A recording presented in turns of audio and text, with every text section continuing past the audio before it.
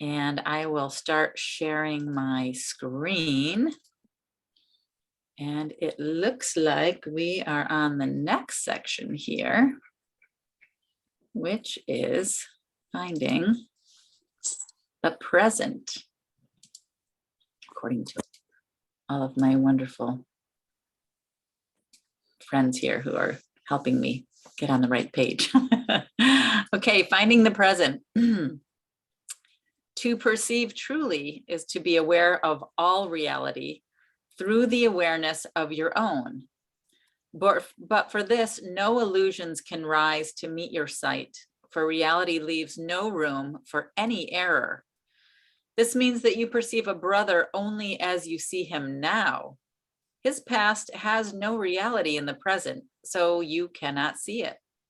Your past reactions to him are also not there.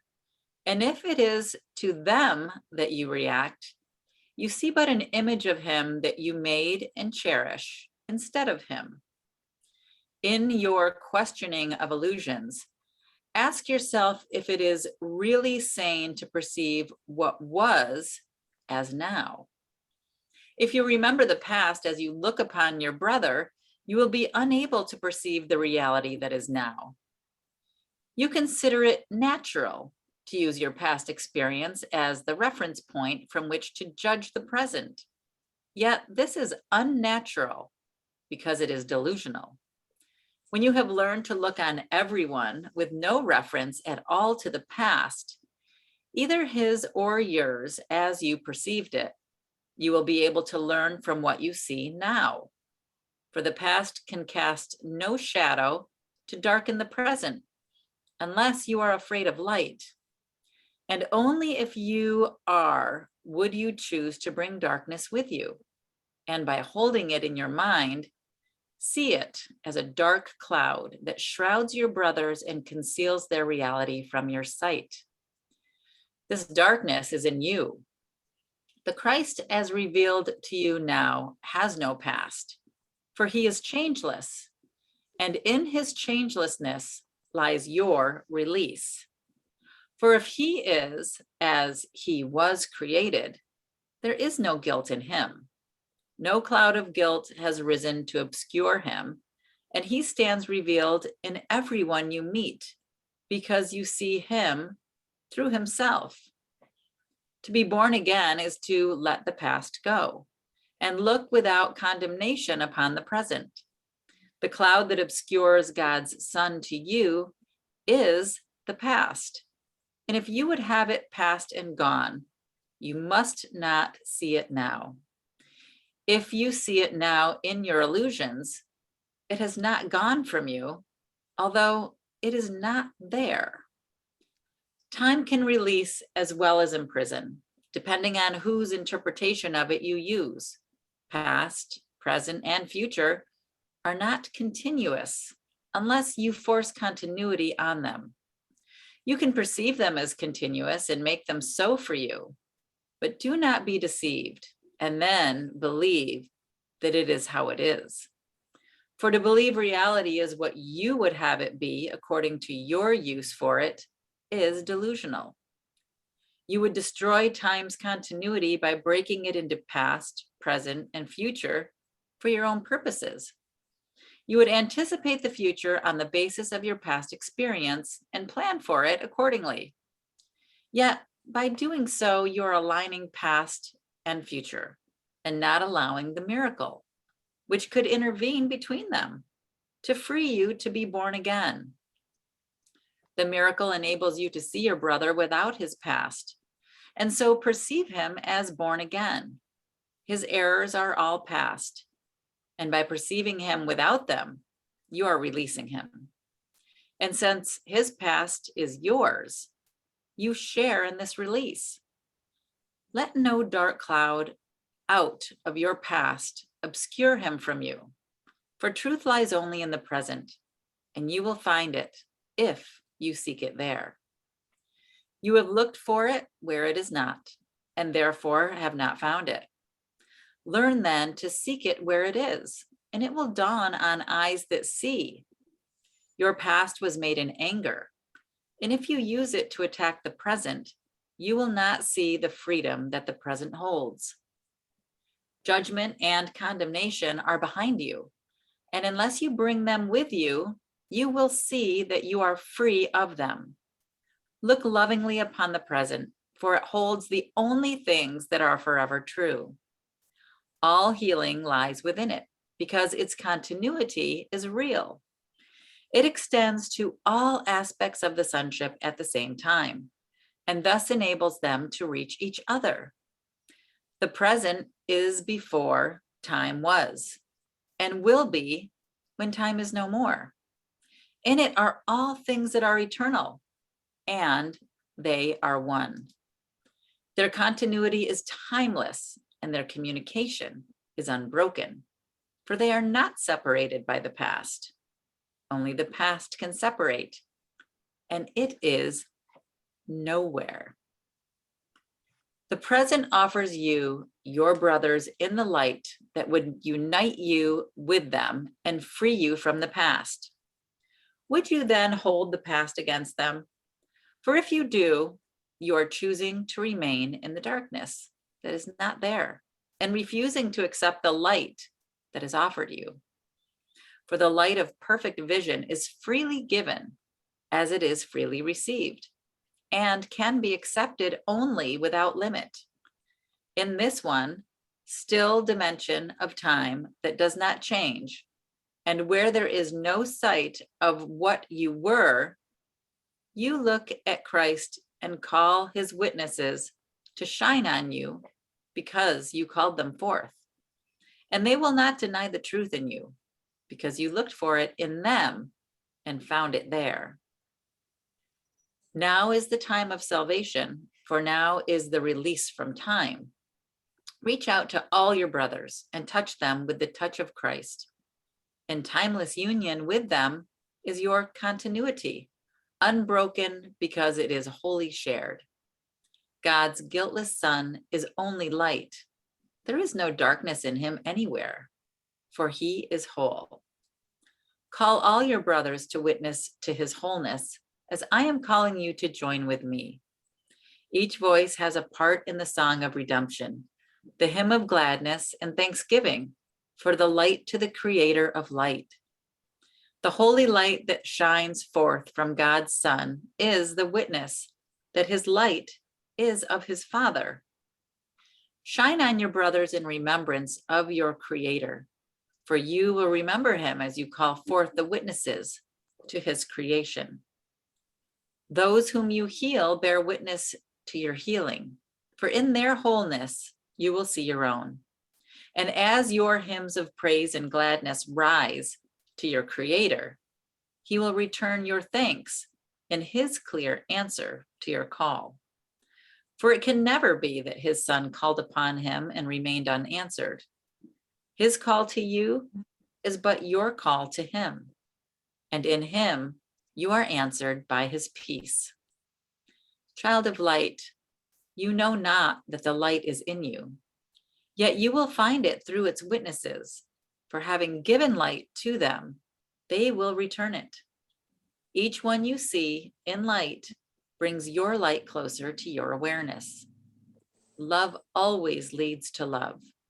The sick who ask for love are grateful for it, and in their joy, they shine with holy thanks.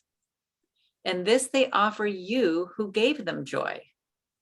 They are your guides to joy, for having received it of you, they would keep it. You have established them as guides to peace, for you have made it manifest in them. And seeing it, its beauty calls you home. There is a light that this world cannot give, yet you can give it, as it was given you. And as you give it, it shines forth to call you from the world and follow it. For this light will attract you as nothing in this world can do, and you will lay aside the world and find another. This other world is bright with love, which you have given it. And here will everything remind you of your Father and his Holy Son. Light is unlimited and spreads across this world in quiet joy. those you brought with you will shine on you, and you will shine on them in gratitude because they brought you here. Your light will join with theirs in power so compelling that it will draw the others out of darkness as you look on them. Awaken unto Christ is following the laws of love of your free will and out of quiet recognition of the truth in them. The attraction of light must draw you willingly, and willingness is signified by giving. Those who accept love of you become your willing witnesses to the love you gave them, and it is they who hold it out to you. In sleep, you are not alone. In sleep, you are alone, and your awareness is narrowed to yourself. And that is why the nightmares come. Your dream of isolation, because your eyes are closed. You do not see your brothers, and in the darkness, you cannot look upon the light you gave to them. And yet the laws of love are not suspended because you sleep. And you have followed them through all your nightmares and have been faithful in your giving, for you were not alone. Even in sleep has Christ protected you, ensuring the real world for you when you awake. In your name, he has given for you and given you the gifts he gave. God's Son is still as loving as his Father, continuous with his Father. He has no past apart from him. So he has never ceased to be his Father's witness and his own. Although he slept, Christ's vision did not leave him. And so it is that he can call unto himself the witnesses that teach him that he never slept.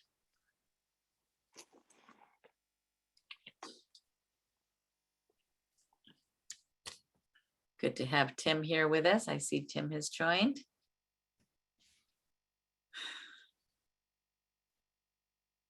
Hey there. There was a lot there, a lot of different things, but one thing I want to just highlight was, or is, the thing about staying present. That when you are present to what you're doing, that's when time disappears. It's irrelevant. And that's why it can take, you can lose hours of time because you're focused on what you're doing right now. And it just shows us how irrelevant time really is.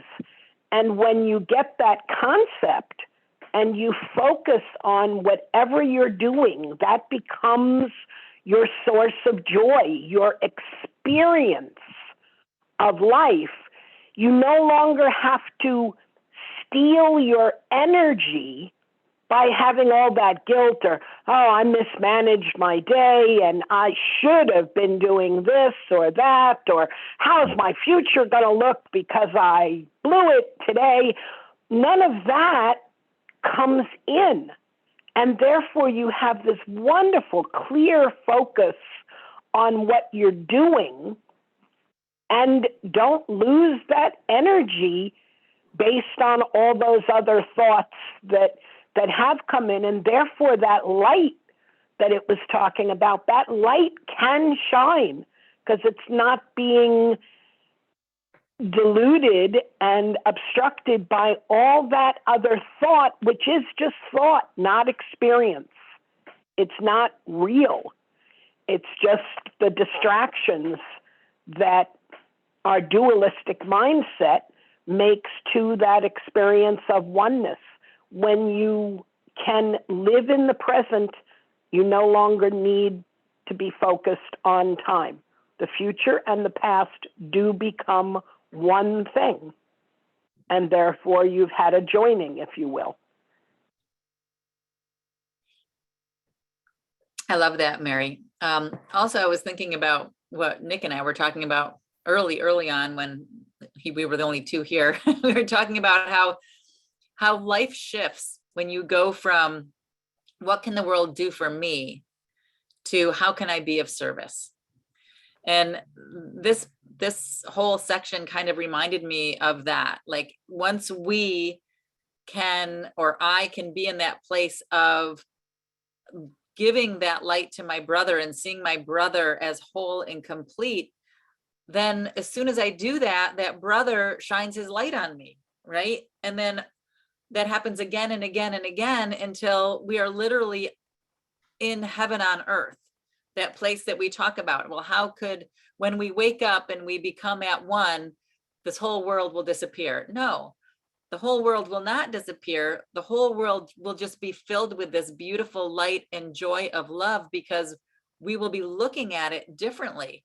Because now, as we see the Christ in all of our brothers and see them in the present and not with our judgments from the past, then the light that we see in them shines back on us. And that's all we see, is all this beautiful, joyous light in all of our brothers. And that's how the world ends, right? The world that is the world of separation ends when we see it in this oneness and this light that's only now in the present.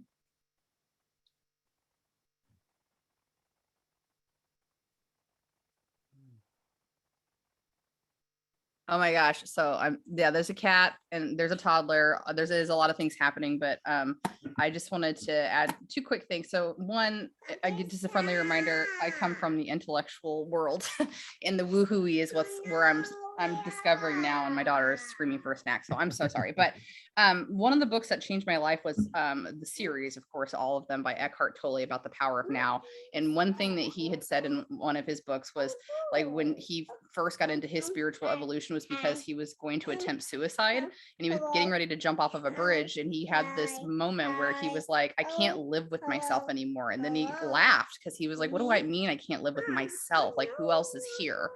And shortly after that was when my therapist really introduced me to my inner dialogue, which I just didn't know was something different. I didn't know it was a thought track that was programmed by the survival of my body and brain and my previous experiences to keep me going. And she was not kind. She was, who do you think you are? You could never do this. It was very critical. And anyway, I want to roll that into what the book was just talking about here.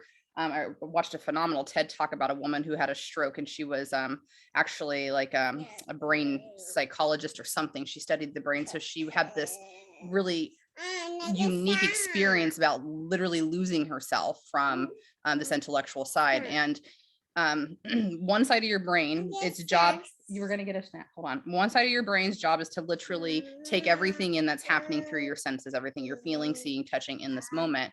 And the other side of your brain is literally meant to catalog that, so that for every experience going forward, your brain goes, okay, I think I've seen this before. So my job is to pull the closest memory so I can tell this body how to function in this moment to get to a future that I desire most. But that desired future could be limitless. And that's anxiety, because that's that focus of the future we don't know that exists yet. So it was this combination of those two that's still a practice for me every day, about choosing this moment and why that moment is so magical and powerful, because it really does allow for you to release everything you thought about the past and choose every single second. Do I choose happy or anything else? So that was my 2 cents. Sorry. I gotta get a snack. That was beautiful, Rachel. Thank you so much for sharing that. And, you know, I think that's why it's so great to share these experiences, because it's important to understand how the course works within the realm of this human experience, right? And these are very human experiences that we all have at some point, or I certainly have. Maybe mine aren't exactly like Rachel's, but I can certainly attest to having a lot of those same shared moments of, oh, you know, the only time that is real is now. And if I continue to bring the past to the present or the future, I'll never be able to experience anything real. But that was a great share. Thank you, Rachel. Yeah, that's really interesting as well, especially about the whole thing of service, as you say, because I mean, actually what I'm beginning to realize more and more is actually, whereas I saw certain circumstances being distractions from what I was meant to be doing at that time, I feel that if I don't deal with things that come up, like my sister needing help or like somebody else needing help, the guilt that I experience as a result of not being of service at that particular moment will drag further than me getting back into the process of doing whatever it is I was supposed to be doing for work. And that's, the work is meaningless. That could be done anytime. But actually the here and now of dealing with whatever is important at that time is so much more important and so much more fulfilling and so much more pleasing, that really that's the truth of what the real moment is actually doing what you can in that moment, rather than just going, look, I can't deal with that right now because I've got to be doing something else. It's magic. It is magical. I like that, Nick. Thank you. That's just well said. Thank you. And the Course calls that a miracle. It's awesome. And I Yeah, wanted to say, and being of service to ourselves, meaning being in our joy, in our peace, that is, in my mind anyway, what God has intended for us. That is the heaven. That is our true destiny, if you will. We all ask, like, what's our purpose here? What's our, you know, that's our to be at peace and joy, to live life to the fullest, whatever that means for you, whatever that definition is of bringing you peace and joy, then you are of service. And then you are available to be of service to the universe, if you will, because you are in line with your true self. And the one comes out of the other. So it's the state of being that's the important thing, and everything flows from there. Yes, thanks, Mary. Right there. Yeah, definitely. I really liked paragraph 6, and I was thinking about this as I was reading it, but I didn't want to stop reading it to point it out. It says in paragraph 6, sentence 7, well, actually, let's go back up to sentence 5. The present is before time was and will be when time is no more. Oh, yeah. In it are all things that are eternal, and they are one. Their continuity is timeless, and their communication is unbroken, for they are not separated by the past. Only the past can separate, and it is nowhere, or you could read it now here. Right? Because it's timeless, right? There's all together. There's no past and no future, only the present, now here.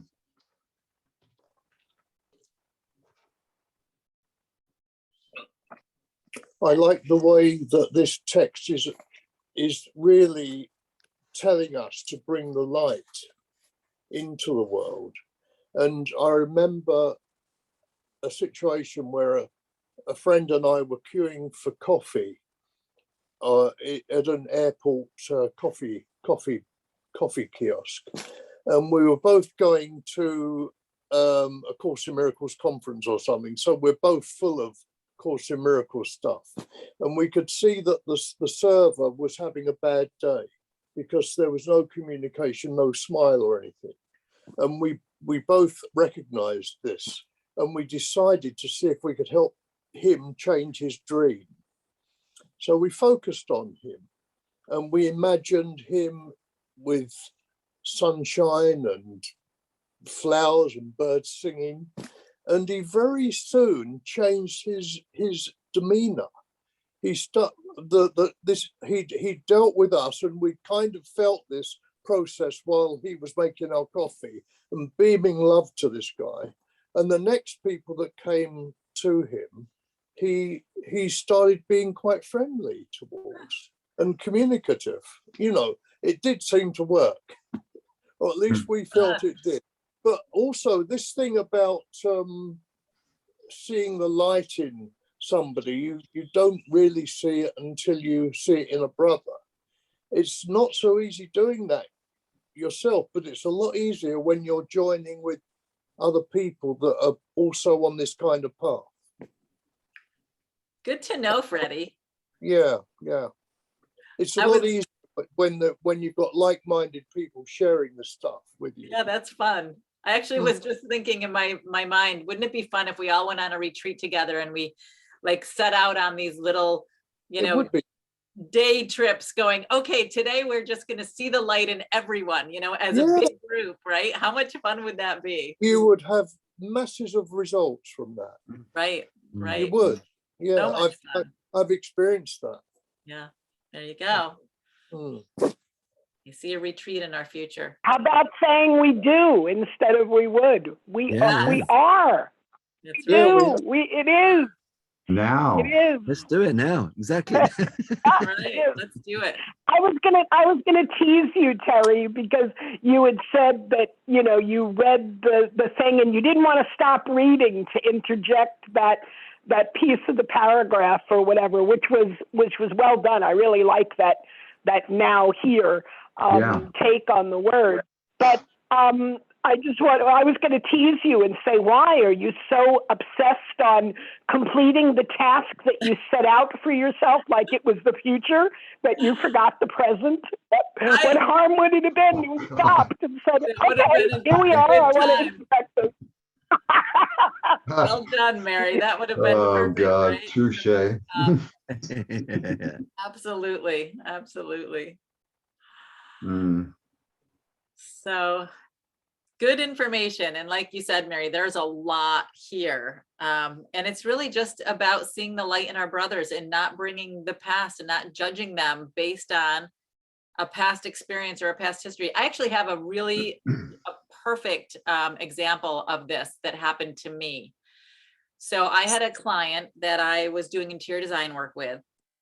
And our initial, when we first started working together, it just seemed, you know, really good, really great. But then things went south very fast, to the point where, you know, the client wasn't happy. I wasn't happy. I had to end the relationship, or the relationship just ended because there was, you know, unresolved issues on both ends.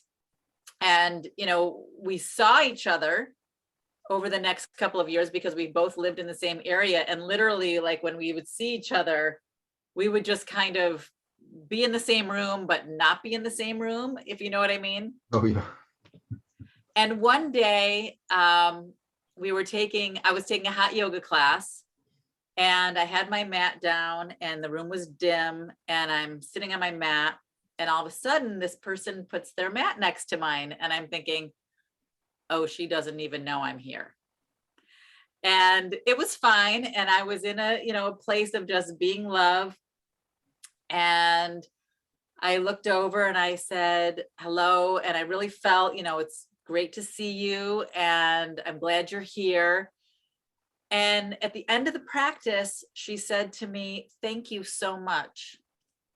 Just thank you for just, you know, being, you know, accepting, or she didn't really say for what, she just said, thank you so much. Well, after that, we ended up working together again. And it was one of the best relationships I have had with a client. And, you know, because of course you have all of these opportunities to learn and grow, but it was just amazing. There was this trust, there was this bond, there was this cooperation, and it was wonderful. But it goes to, if I had brought the past to the present in that moment, the miracle would not have been able to happen. Right? So just a good example of being able to let go of the past and just literally see a person in love and light, regardless and without any strings attached to any past. It's possible because I've done it. That's all I want to share with you there. Thank you. Very good. Thank you. Sometimes the ego wants to hold on to that. No, I was wronged. I'm not going to let it go. It wasn't right, you know, but doesn't matter, really doesn't matter. No. The only thing that matters is this moment now. And the only thing that's real is love. So what else is there? Yeah. Right? Yeah, it's interesting because when you were reading the whole thing as well, I was thinking immediately. I mean, and actually, funny enough, actually, out of all of the passages you've read since I've joined this journey, sort of just recently, I've always been distracted actually from just, I've not been allowing myself to be present. So it's quite funny that considering it's all about presence, that I found myself being very present to what you're saying. And I was imagining people that I've had bad experiences with, and actually just imagine and just being present to what you were saying, just allowing all of that past to just slip away, and how lovely that actually felt to just be like free of any of it. Was freedom to imagine them without any of that, because that stuff doesn't exist. It doesn't exist anymore. That's a magical, this is a magical part of it. Definitely. I love that. Thank you. It absolutely. I gotta share this. I wasn't going to, but I will. I was just before the call, my wife called me, and I was in my shed listening, doing some work, and very intense on that. But listening to something about well, there's a group in this country, the United States, for you, Nick, and whoever else is out of the country. But anyway. We're being controlled basically by, well, I'll just mention it, it's no secret, the National Rifle Association has taken and using events like Columbine and Sandy Hook, which I'm very active with the Sandy Hook organization, very close to me. And anyway, I'm dealing with that, and I'm feeling swept into all that emotion. Oh, I've got to get the word out. I've got to make sure that the people at Sandy Hook know about this program. They've got to.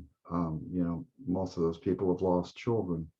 And then as I'm listening here to you all, I'm bouncing back and forth. I'm listening, and then I'm going, wait, oh God, there's that, and I'm going, wait a minute.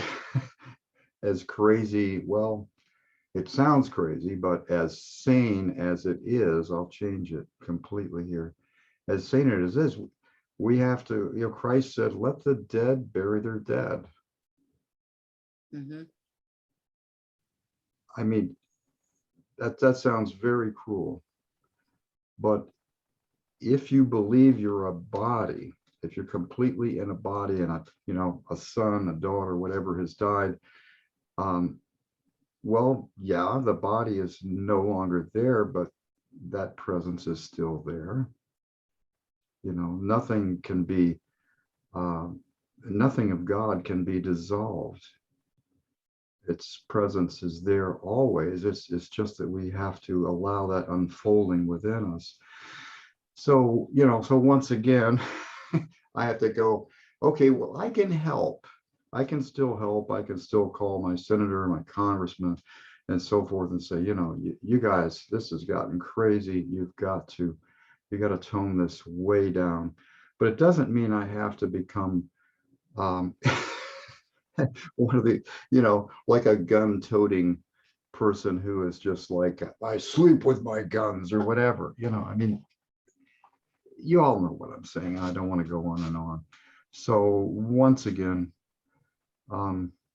reality comes in on little cat's feet, to use a Sandberg poem.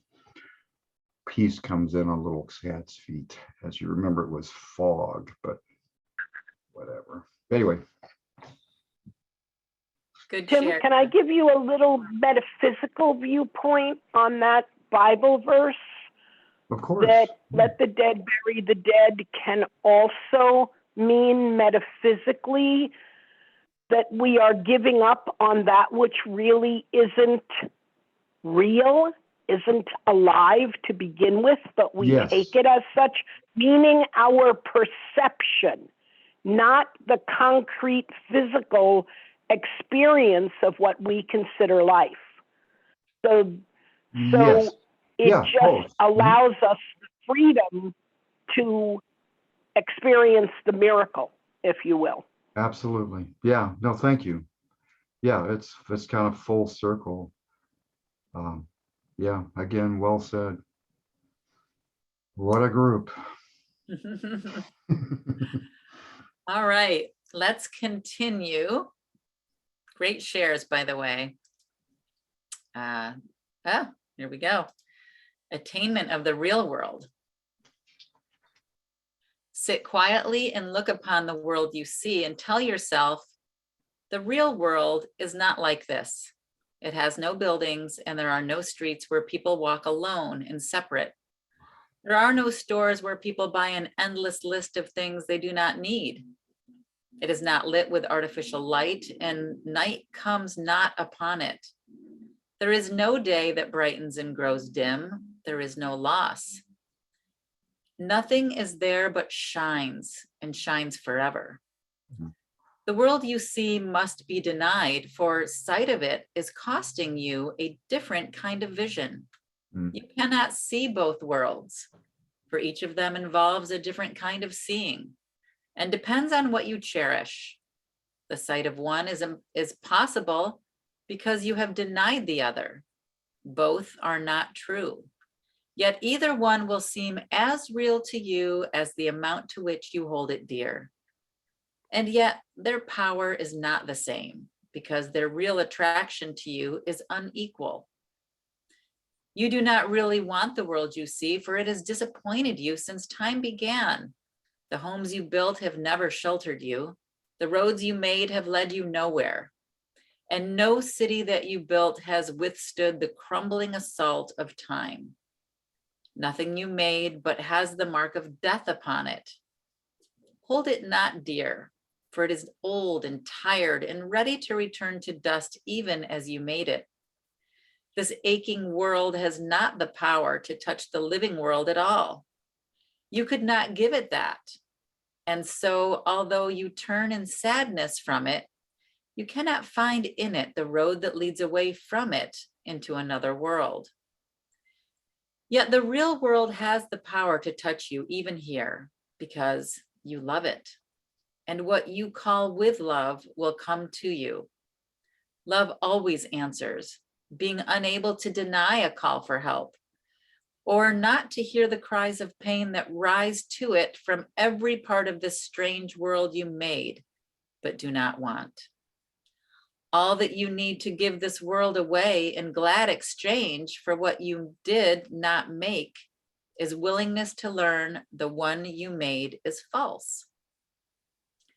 You have been wrong about the world because you have misjudged yourself. From such a twisted reference point, what could you see? All seeing starts with the perceiver, who judges what is true and what is false. And what he judges false, he does not see. You who would judge reality cannot see it, for whenever judgment enters, reality is slipped away. The out of mind is out of sight, because what is denied is there, but is not recognized. Christ is still there, although you know him not. His being does not depend upon your recognition. He lives within you in the quiet present and waits for you to leave the past behind and enter into the world he holds out to you in love. No one in this distracted world but has seen some glimpses of the other world about him. Yet while he still lays value on his own, he will deny the vision of the other, maintaining that he loves what he loves not, and following not the road that love points out. Love leads so gladly. As you follow him, you will rejoice that you have found his company and learned of him the joyful journey home. You but wait for yourself. To give this sad world over and exchange your errors for the peace of God is but your will. And Christ will always offer you the will of God in recognition that you share it with him. It is God's will that nothing touch his son except himself, and nothing else comes nigh unto him. He is as safe from pain as God himself, who watches over him in everything. The world about him shines with love because God placed him in himself where pain is not. And love surrounds him without end or flaw. Disturbance of his peace can never be. In perfect sanity, he looks on love, for it is all about him and within him. He must deny the world of pain the instant he perceives the arms of love around him. And from this point of safety, he looks quietly about him and recognizes that the world is one with him. The peace of God passeth your understanding only in the past.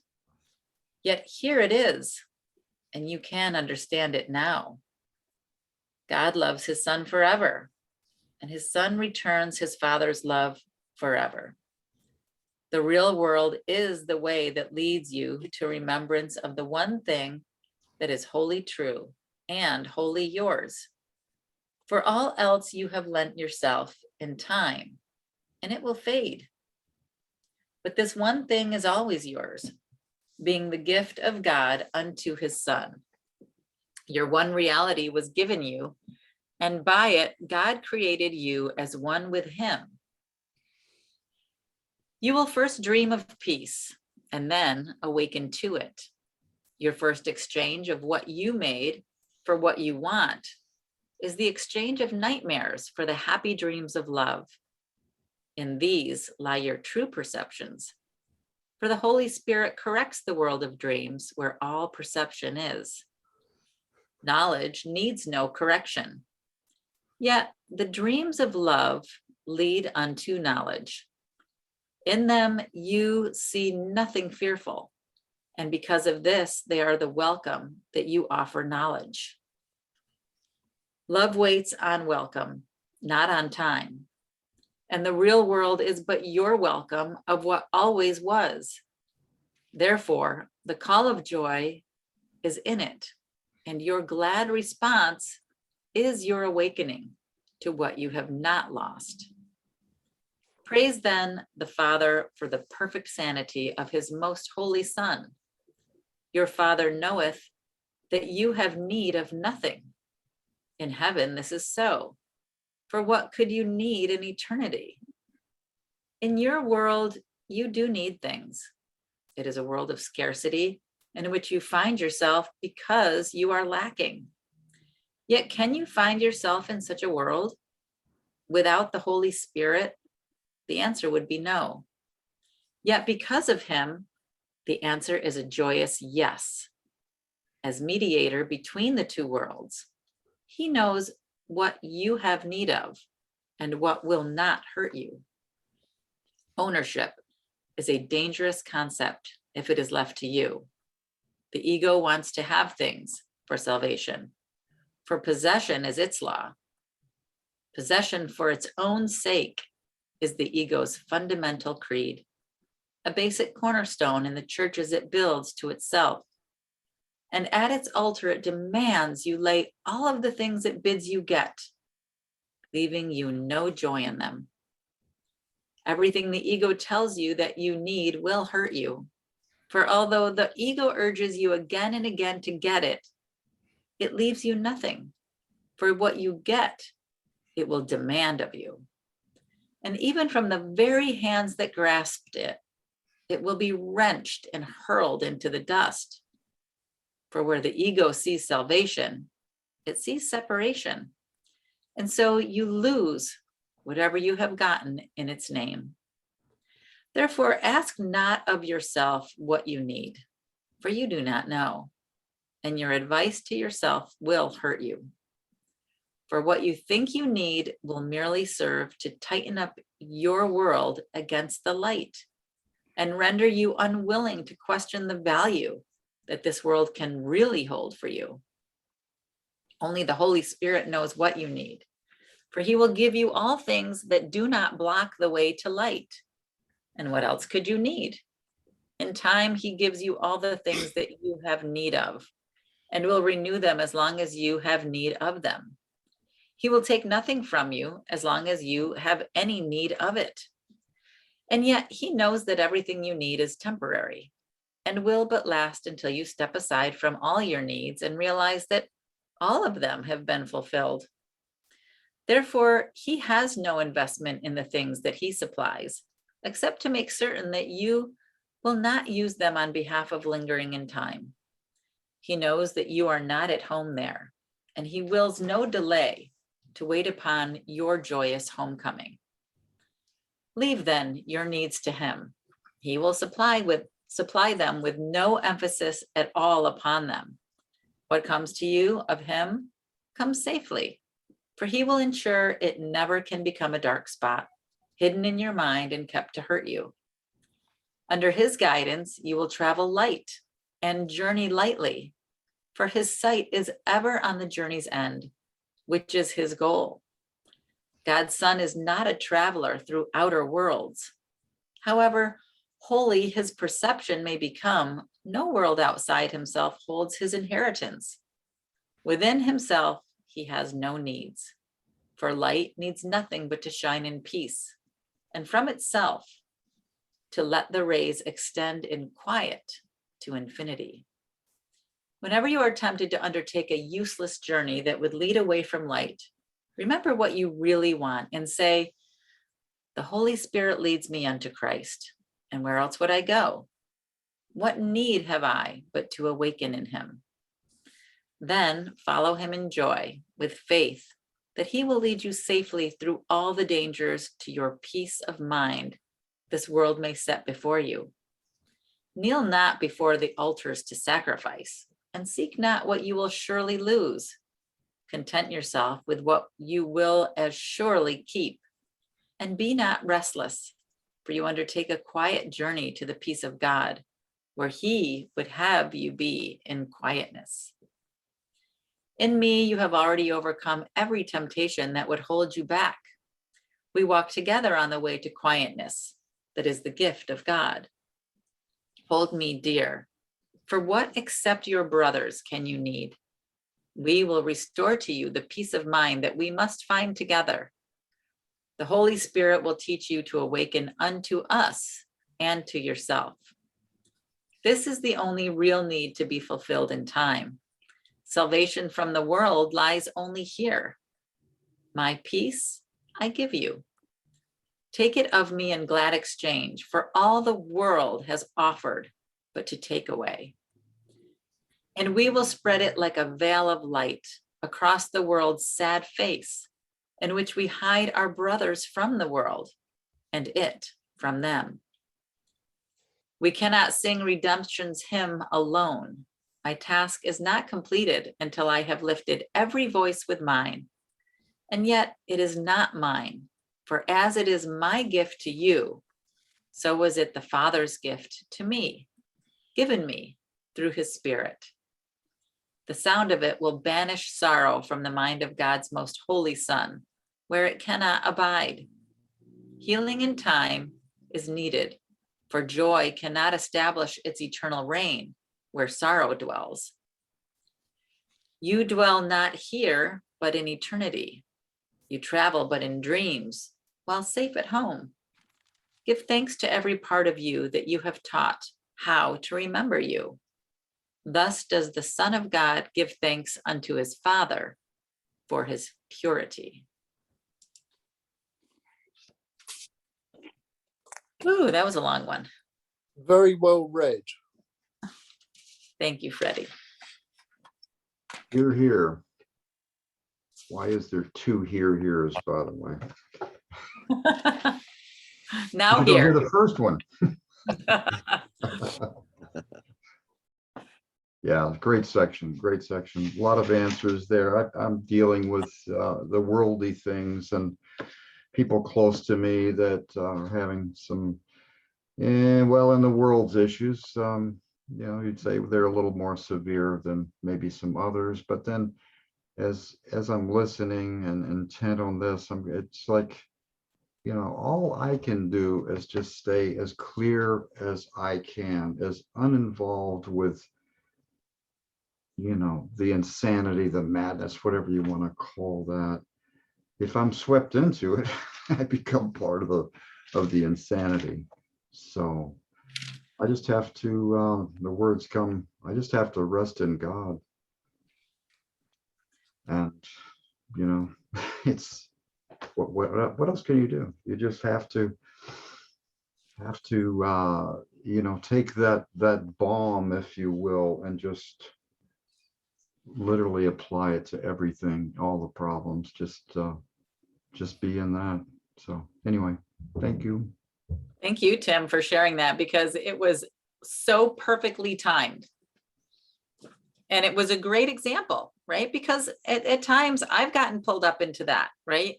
Oh, And probably many others who are listening to this as well have gotten pulled into that. And how perfect that you shared that. And then we read this. yeah, it was the answer I needed. Yeah. Just to see the Christ in your brothers without the past. That's the answer right there.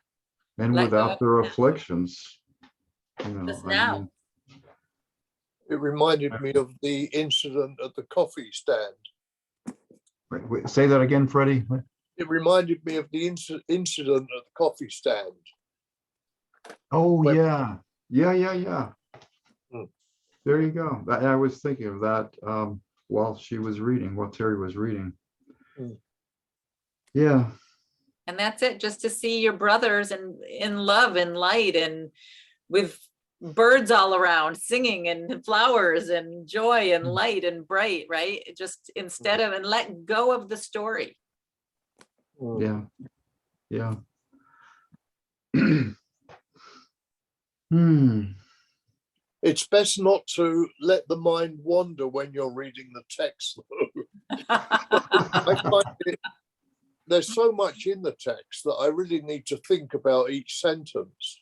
And as soon as I do start to think about something, trying to get it, I find that you've moved on.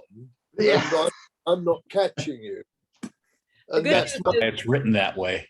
Yeah, it's mind wandering. the good news is it's very repetitive and it repeats the same Yeah. thing over and over and over again in 100 different ways. Yeah, true. We were I've talking learned- about I've learned to earlier keep about a- why it's written in such confusing ways, and that's why it draws you back in. Hmm. What's actually being said, rather than your mind wandering. The way it's written in this pentameter is just it's a focus. Yeah. Yeah. You know, I was struck back in this has been sort of a fascination with me for some time, because the Theosophists mention the great rays, and Christ mentions them here, and it comes up again at the end of paragraph 13, where he says the sentence 7 says, within himself he has no needs, for light needs nothing but to shine in peace, and from itself to let the great rays extend in quiet to infinity. You know, in the book that Ken Wapnick put out, this is the 2nd edition, it goes into the great rays and what that is, but I was going to read some definitions, but we don't need to. We don't need to. Again, that's more pencil sharpening. It's always good information, though. I love that. I love the great rays. And I've been just watching Freddie, because he's got all of these beautiful rays of light that are spraying across his face, and it reminds me of the great rays. It suits you, Freddie. Thank you. It does. You know, I was sharing that I was listening to a podcast, the Heal podcast earlier. And the one thing that this one particular person who was finding a healing journey was saying is that the sunlight, like literally sitting in the sunlight and allowing the sun to bathe you first thing in the morning as it's rising, and then again at night as it's setting, to let those rays just allow your body to soak in the rays. And that it is so healing, because it's that energetic frequency that works perfectly right? With the at one ment of all, even though we are part of this illusion, within the illusion, we are one, right? With every particle of being, of light, of stone, of grass, of animal, of human, you know, whatever we're a part of. And he was just sharing just how amazing that journey is to be in those rays. And I don't know if anyone does that on a regular basis, if they sit in the morning light as the sun's rising, or if they sit in the evening light as the sun is setting, but very powerful. I've done it several times, but after hearing that podcast, I'm inspired to do it more often. Yeah. Yeah, I definitely want to do that. What's it? You said it's the Heal podcast, is it? It's is that what it's called? The Heal podcast. Yeah, the Heal podcast. It's with was from the woman who did the Heal documentary, where she interviewed you know, all of those speakers. And I think that's a lot of the people who are part of The Secret, and, you know, just understanding all of that part of at one ment, that everything is inside of you, right? You don't need to look outside of yourself. Excellent. I'm going to check that out. Yeah, Thank I made a note This too. one, Yes, that one. Good job, Carl. cool. Need a new podcast. There you go. I've gotten rid of a couple that have just gotten too political. Yeah. Mm.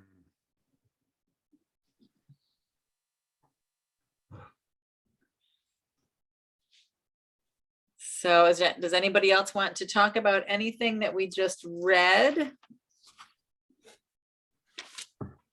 Anything else? I know there was a lot in there.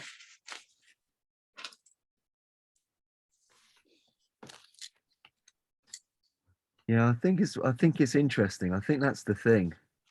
I think it was as you said, Carl, as well. I think the way it is written, it is there to make you present, isn't it? So you have to be present in order to really get it and understand it, I guess. And then that saying it over and over and over again in different ways, it really helps you connect with it the next time around. The next time around you're reading it, you hear it in a totally different way, because it is written in different ways, but it's saying the same thing. And it's got a lot like Shakespeare. Mm. Mm. Yeah, I have well, it comes from CDs, but I put it all onto a little flash drive and plugged it into my car. And it's Ken Wapnick's dissertations before a class many years ago on, I think it's chapter 12 and 13 primarily, maybe a little bit on 14. And I've probably heard this thing through, I don't know, 15, 20 times over the years. And I'm amazed that I'll hear him say something and I go, wait a minute, I never heard him say that. And two things that comes up is, well, I wasn't really listening the first time or the second time or the third time. I got, trapped back with the previous sentence, or my mind was wandering on something else. So that's the way it is. I come across underlines and hearts and asterisks and different colors of underlines here for this whole chapter. And and then I wonder, well, why, Tim, did you think that line was more important than the following line, which you didn't underline? And then just go, well, Tim, just underline the entire book. Will that help you? Where does it stop? Yeah. The absurdity. Enlightenment. Yes, it stops with that. Blinding light. This was a wonderful session, and good reminder to see the light in our brothers going forward today, right? And let go of the past, and just let's see if we can, this week is our challenge to let go of the past and no judgment, and just allow the miracle of the present. And when we see that in our brother, let's see if we can feel that light coming back to us, right? Because that's what the Course says. When you let the past go and you see your brother in the moment, then the light comes back to you. It's reflected. And you can see it in your brother because you've also accepted it for yourself, right? And letting him go of whatever grievance you've held against him, you've also freed yourself. Yeah, brilliant. Yeah. Good lessons to practice this week, along with the other lessons. Mm. Yeah. Mm. Well, thank you all for being here today. It's always wonderful to see you. Yeah. Thank you. That's awesome. And Thank you so much. if you are Nice. in the US, enjoy your Thanksgiving week. A lot to Oh, be yeah. thankful for and grateful for, which is all of you. I'm very grateful for. And Yeah. Thank you, Terry. Let's stay unentangled with all of our in-laws and relatives and let's forgive not the get in- past. Try not to bring the past to the table. Hey, that'll be a Yes. good challenge. and don't Don't get caught see you in the all future. I'll doing. see you in the pasture. In the That's great, Carl. pasture. That's a t-shirt right there. I love it. That's wonderful. All right, everyone. Have a wonderful week, and I will see you next week. Thank you, Terry. Much All love. right. Thank you. Take care. Thanksgiving. Bye, Mary. Bye-bye. Bye, everyone. Bye.